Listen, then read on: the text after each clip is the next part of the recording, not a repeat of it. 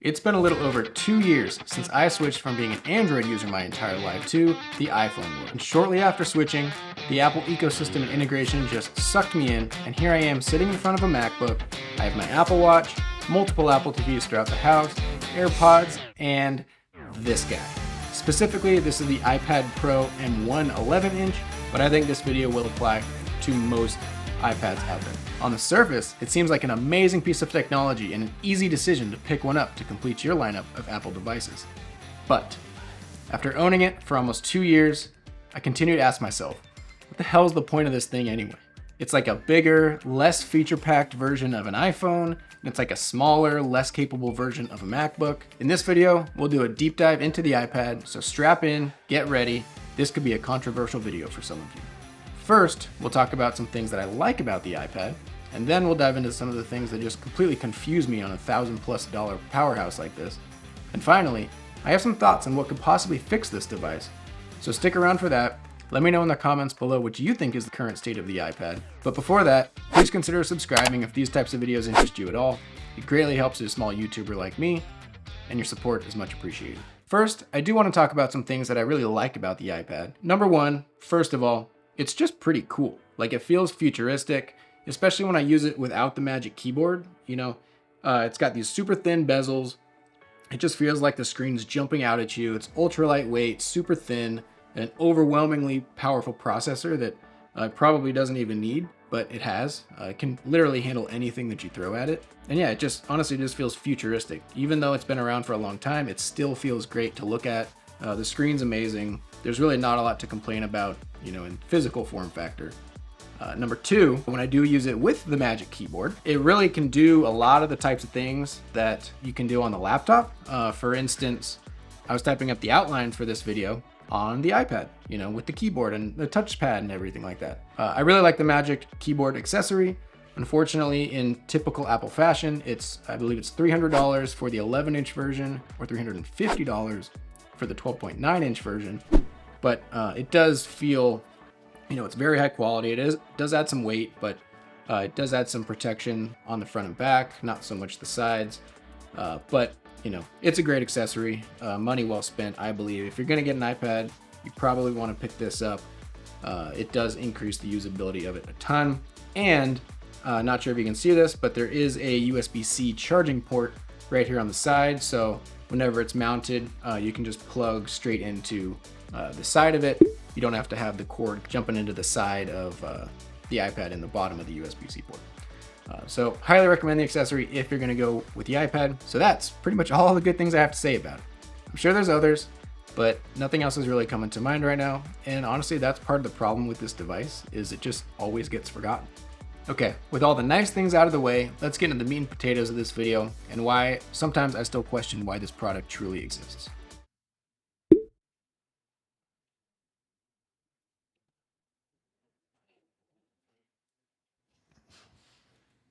Okay, let's dive in.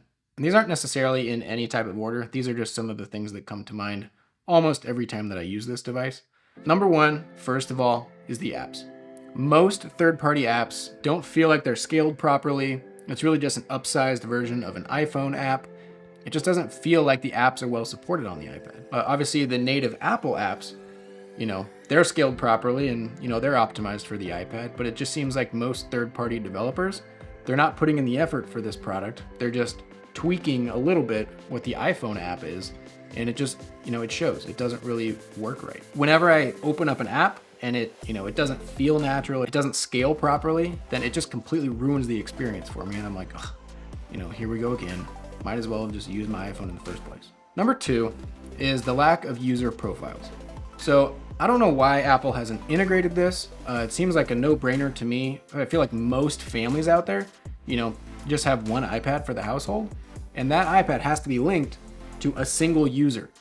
Meaning, I pick it up, if it's linked to me, it has all my texts, all my emails and everything, and then when my wife grabs it, there's no option for it to display her stuff. It literally is just only linked to me, and it just seems like a huge loss for Apple. I mean, obviously I understand why they're doing it. They want everybody to purchase their own iPad for the house, but that's just greedy, and honestly, it's kind of just a slap in the face to anybody who purchases this thing, it would get so much more use if, my wife was able to use it, because it would actually be able to show her text and her emails. But honestly, she doesn't even use it because everything's just linked to me, and it just doesn't feel worth it for her. It would be so great if, for instance, I could just pick it up, click on my profile, everything syncs to me, I lock it, put it down, my wife wants to do something, she can pick it up, click her profile, and then boom, everything switches. Seamless. It seems super easy, especially with an M1 chip that they say is super duper powerful.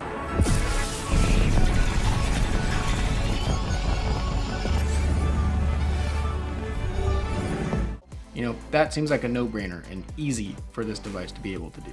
It's just a decision that they're deciding not to make. Number 3, it's just inconvenient to use. Here's a scenario I find myself in often. So I'll be sitting on the couch or at the table or something, and something will come to mind that I want to search. And I had this thought. I could either pull out my phone, instantly look it up, search it. Sure, it's a little bit smaller, but I'd have the results, and at least I'd have an idea of what I'm looking for, like what's the price, right? I'd know that within like 30 seconds. Or I could get up, go grab the iPad that's on the other side of the room. If I just want to use it by itself, I have to open up the Magic Keyboard, take it off, go sit down on the couch, then do the search. Then I find out what's cool or what the price is or whatever. And then I have to go put it back onto in this case, it's just the Magic Keyboard because there's no dock. So then I put it back on, close it up. And what took me like 30 seconds on the iPhone took me like a few minutes on the iPad. And okay, sure, it's like first world problems, but I mean, we're talking about an Apple iPad Pro here, or any iPad for that instance. Yes, any downside is going to be first world problems.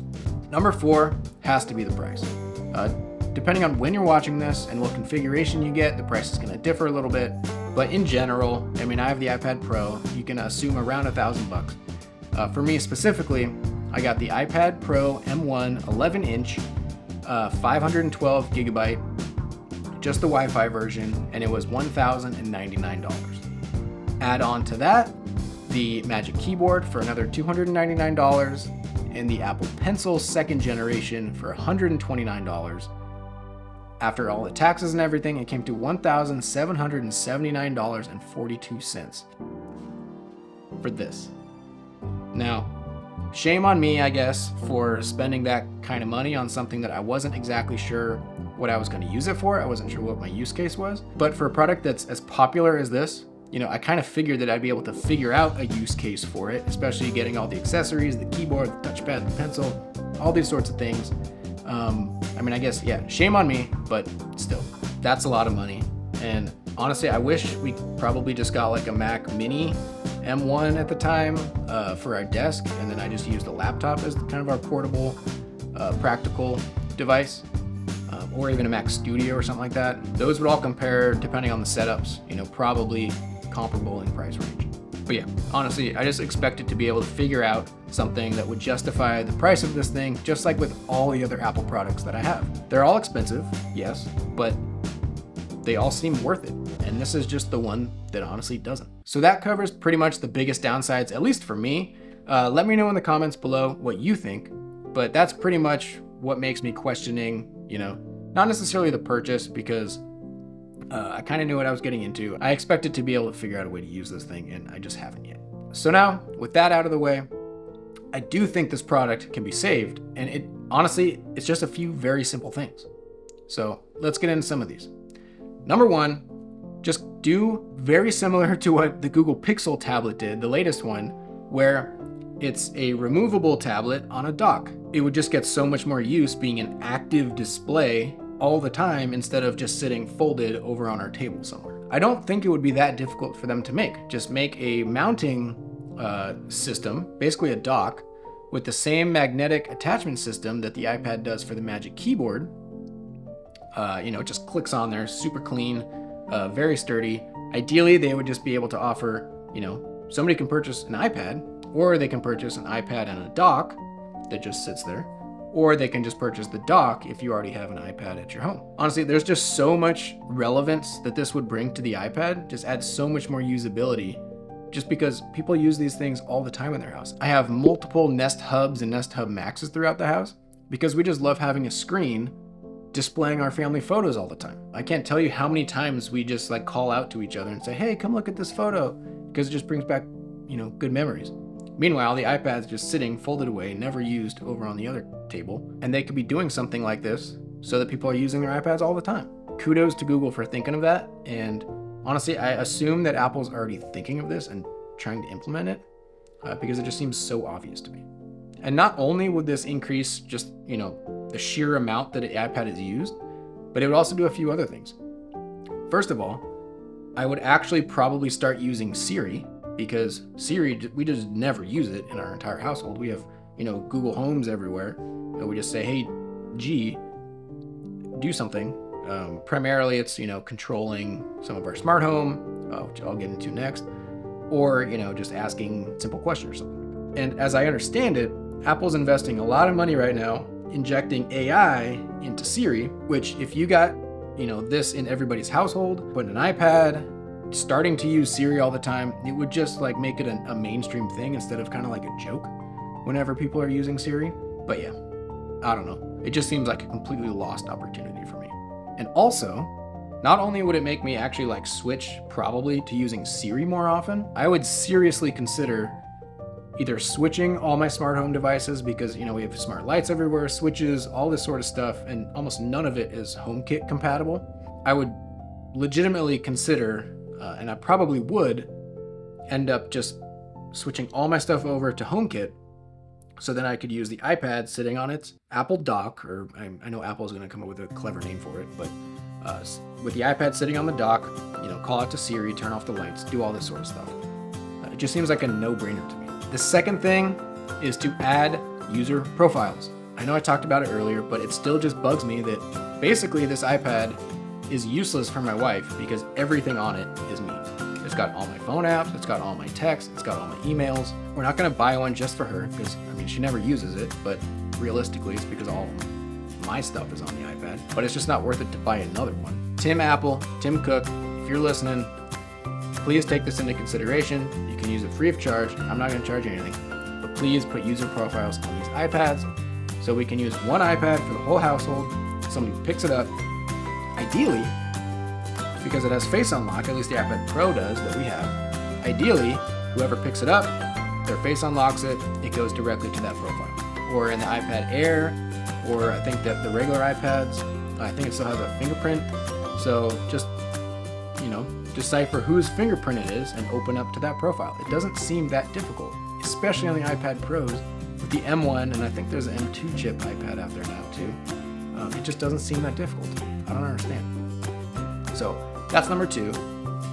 Number 3, and maybe this is obvious, but just continue to optimize the apps and the software for these things. I do know that Apple has put a lot of work over the last few different operating systems into the multitasking, which it's definitely getting better, so kudos to Apple for that, realizing that they needed to do something different.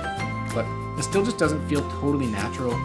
And when I open up an app and it opens looking like an iPhone, but on this giant beautiful screen, it just seems like a waste. And so maybe there's some incentives that Apple could provide for developers to help them decide to make these things more optimized for the iPad. But I don't know. That's the main thing on this point, is just continue to optimize and do things for the iPad OS. It just feels completely ignored. And here's an example. It still doesn't have a native calculator app. I know this is kind of a joke about the iPads, but it's just a perfect example of how this software has been completely ignored by Apple for like years. They finally got a weather app, which was good, but they still don't have a freaking calculator app. And I know it's simple, and how often do you actually use a calculator app on an iPad? But it sure would be nice to have. And it's just a shiny example of the lack of awareness that Apple has on this device. So those are just a few of the things that if Apple implemented, I think, at least for me, would greatly increase the amount that we actually use the iPad. And it probably would have gotten rid of this entire video, because then I would actually be using it. But as for right now, it's just like a $1,700, $1,800 thing that sits folded up like this over on our table for like 90% of the time. And it's $1,800, at least in this configuration, and I just don't feel like it was worth the money. So with all that said, if you have an iPad at home and you love it, I'm happy for you. Please let me know in the comments below how you actually use it, because I simply haven't figured out a good way to use it, and it just feels like money wasted that's sitting on the table. Now, if you're still watching this, you're either in the same boat that I am and you have some issues with it and you wanted to hear kind of what my issues were and see if they align with yours, or you're wondering if you should be picking one of these up for yourself. As of right now, I just can't recommend spending this amount of money on something that simply has zero support on Apple's end. I just can't recommend it. If Apple is able to implement some of these things, then this would all change. And I really think it has a lot of potential, and Apple just needs to make some simple changes to make this device live up to that potential. So thanks for sticking around to the end of this video. I would appreciate it very much if you would subscribe, like this video. Like I said before, it greatly helps a small YouTuber like me. And thank you for your support. It's much appreciated. I will see you in the next video. Peace.